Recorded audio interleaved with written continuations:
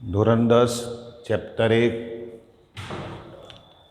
Exercise 1.3 એનો example ત્રીજો એનો બીજો સાબિત કરો કે 7 વર્ગમૂળ 5 અસમય છે. હજુ પણ આવા દાખલા ન આવડતા તો પાછા બીજા 2 દાખલા જોજો એટલે તમને પછી ક્લિયર થઈ જવું જોઈએ, પછી પ્રોબ્લેમ ન રહેવો જોઈએ.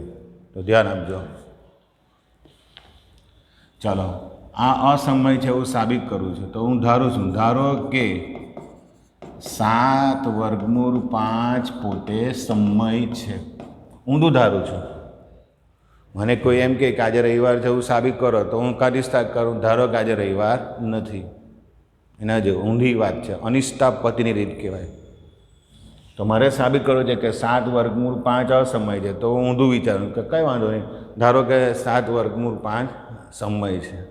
હવે આ ગુણાકાર છે, સમયનો ગુણાકાર જ સમય થાય. સમયનો ગુણાકાર જ સમય થાય છે. હા, કોઈ વખત થાય અસમયનો ગુણાકાર બી કોઈ વખત સમય થઈ જાય, પરંતુ સમયનો ગુણાકાર જ, એક સમય હોય તો બીજો સમય જ થવું પડે તો જ એ બેનો ગુણાકાર સમય થાય. તો આ તો ગુણાકાર છે, 7 પોતે તો સમય જ છે. એનો મતલબ એવો થયો કે વર્ગમૂળ 5 પણ સમય જ થાય. તો જ સમય અને સમયનો ગુણાકાર સમય થાય. જો તમે આને સમય કહેતા હોય તો આને તમારે સમય જ કહેવું પડે. વર્ગમૂળ 5નો સમય કહું તો એનો હું a/b સ્વરૂપમાં લખી શકું, જ્યાં a અને bનો ગુસાઅ 1 થાય. હવે પાછો રિપીટ થયો દાખલો. b આમ ગયા, a બરાબર વર્ગમૂળ 5b, બંને બાજુ વર્ગ કરી નાખીએ છે તો એનો વર્ગ, વર્ગમૂળ 5નો વર્ગ 5, બીનો વર્ગ, એટલે થઈ ગયું a² બરાબર 5b². અગાઉ આપણે કરી ગયા રીતનો દાખલો છે. ચલો, 5 કોણ? 5 છે a²નો અવયવ. b² કોણ? b² છે એનો અવયવ. a² કોણ? a² છે 5નો ગુણક. a² કોણ? a² છે b²નો ગુણક. ફરીથી 5 કોણ? તો 5 છે a²નો અવયવ. આને કેવી રીતે વંચાય? 5 એ a²નો અવયવ છે. 5 પોતે અવિભાજ્ય છે, 5 a²નો અવયવ છે તો પછી એનો મતલબ એવો થયો કે 5 એ એનો પણ અવયવ છે. હવે આપણે જોઈ ગયા. હવે 5 એ એનો અવયવ તો એ છે 5નો ગુણક. 5 જો એનો અવયવ તો એ છે 5નો ગુણક. તો a બરાબર 5, એની સાથે કોઈ નંબર ગુણાયેલો છે k. 5 એનો અવયવ તો એ છે 5નો ગુણક. એટલે આ રીતે. હવે નંબર 1માં મૂકી દઉં. આ નંબર 1 છે તો a² બરાબર 5b². એની જગ્યા પર હું લખી દઉં 5k. 5નો વર્ગ 25, kનો વર્ગ. હવે તમને આમ ખ્યાલ આવી ગયો, 5 નીચે એલા જશે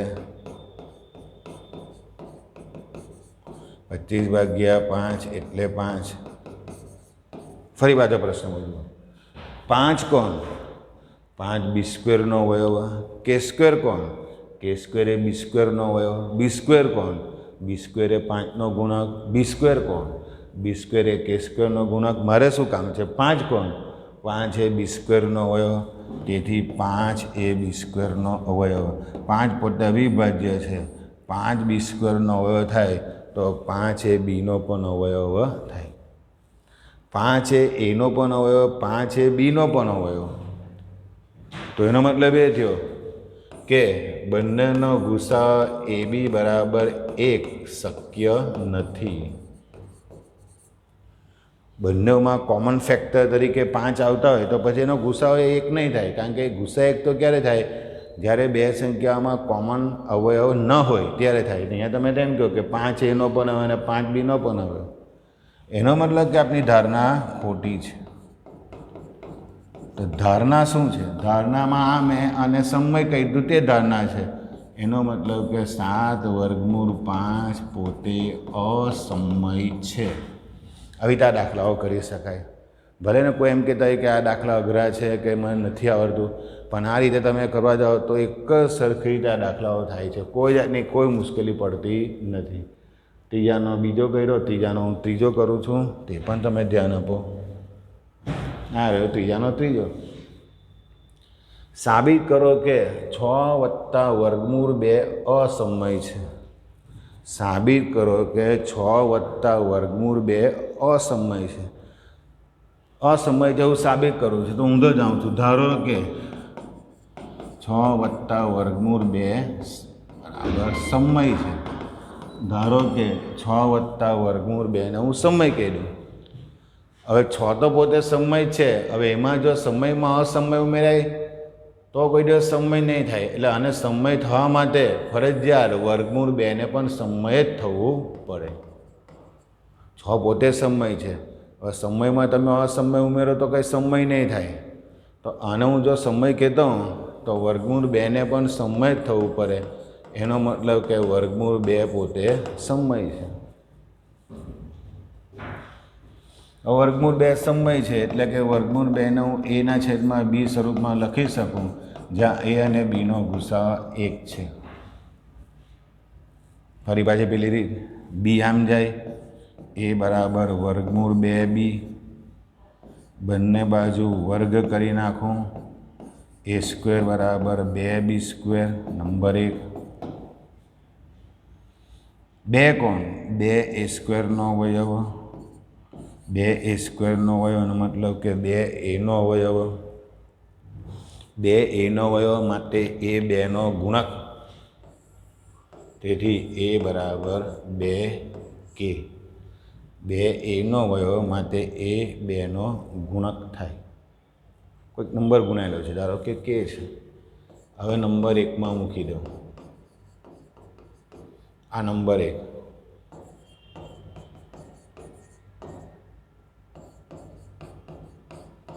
એની જગ્યા પર 2k મૂકી દીધા. 4k² બરાબર 2b². 2 નીચે જાય લાગે.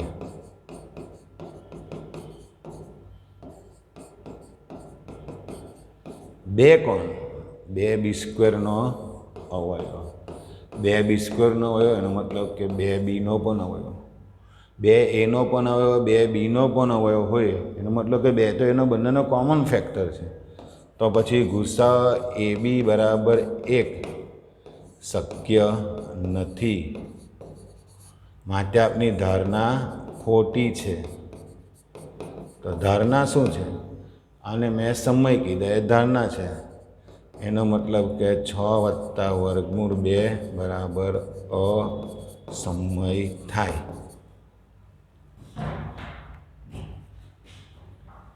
ભલે કોઈને અઘરું લાગતું હોય, પણ મારી દ્રષ્ટિએ એમ જોવા જો આ બંને દાખલા છે. ચાલો આ 1 છે ને આ 1 છે. આમાં જો એક સરખાપણું છે. 5 છે, હમણાં 2 હોય તો અહીંયા 4 આવે. જ્યાં જ્યાં 5 છે ત્યાં 2 આવે, 25 છે ત્યાં 4 આવે. વર્ગમૂળ 7 હોય તો જ્યાં જ્યાં 5 છે ત્યાં 7 આવે, 25 છે તો 49 આવે. વર્ગમૂળ 13 છે તો જ્યાં જ્યાં 5 છે ત્યાં 13 આવે, 25 છે તો 169 આવે. વર્ગમૂળ 11 છે, જ્યાં જ્યાં 5 છે ત્યાં 11 આવે, આ 25 છે ત્યાં 121 આવે.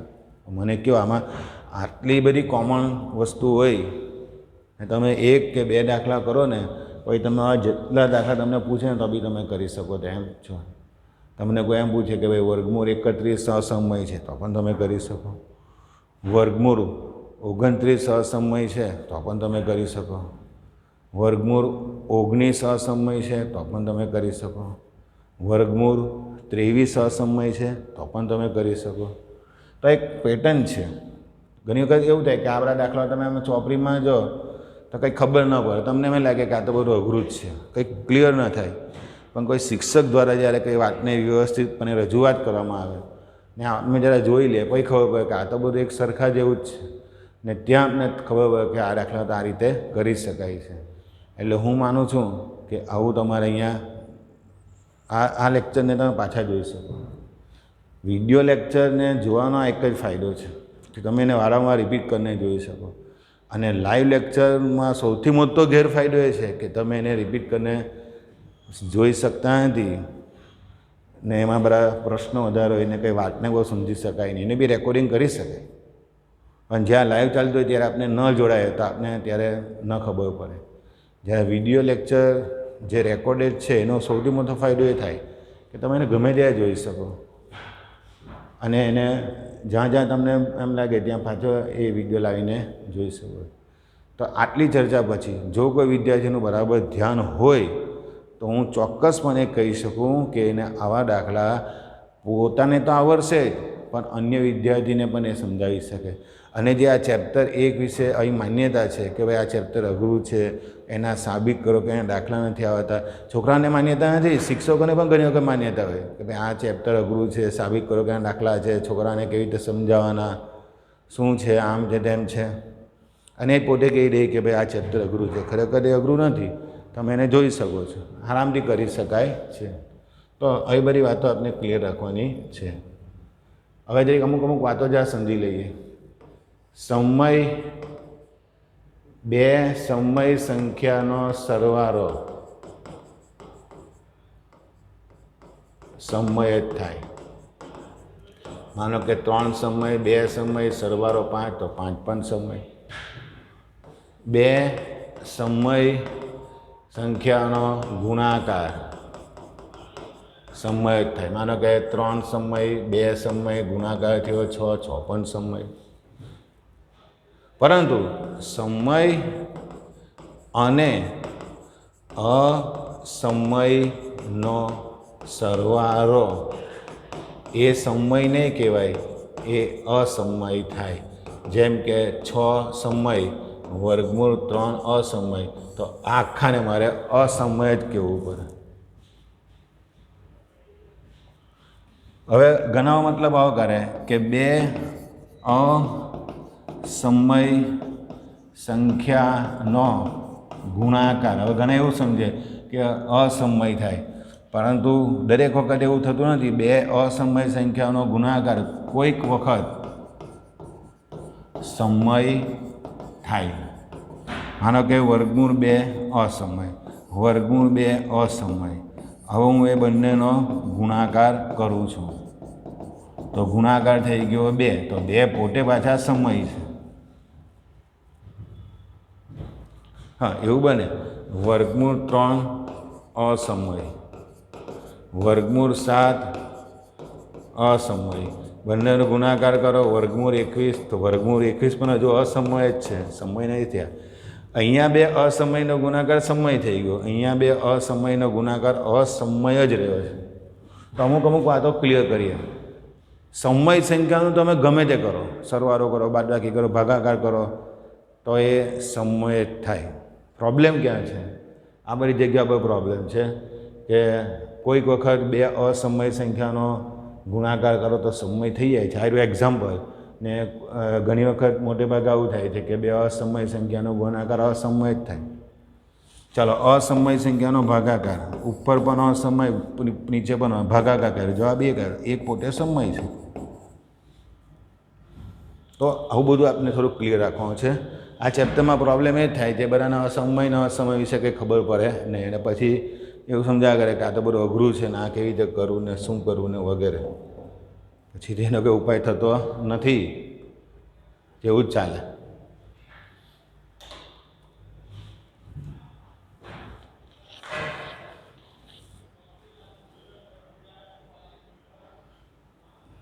એટલે અમુક વાતો આપણે પાછા યાદ કરીને સમજી લઈએ. શું હું બોલી ગયો તે પાછા સમજજો કે 2 સમય સંખ્યાનો સરવાળો કરો તો સમય, 2 સમય સંખ્યાનો ગુણાકાર કરો તો સમય, 2 સમય સંખ્યાનો ભાગાકાર કરો તો સમય. 2 શું, 2 થી વધારે 3, 4 સંખ્યાનું કંઈ પણ કરો, ઉપર પ્લસ, નીચે માઇનસ, ભાગાકાર, જે કંઈ કરવું હોય તે સમય.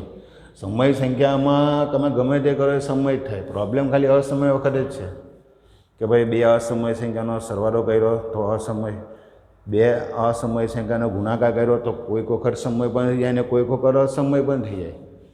તો આ ખૂબ અગત્યનું છે. અને આમ તમારે, હું તો એમ કહું કે સમય અને અસમય વિશે સ્પષ્ટ જ રહેવાનું છે. 1, 2, 3, 4 એ બધી સંખ્યાઓ ધનપૂર્ણાંક, એમાં 0 ઉમેરાયા તો પૂર્ણ સંખ્યાઓ, -1, -2, -3 ઉમેરાયું તો ધન અને ઋણ પૂર્ણાંકો બધા આવી ગયા.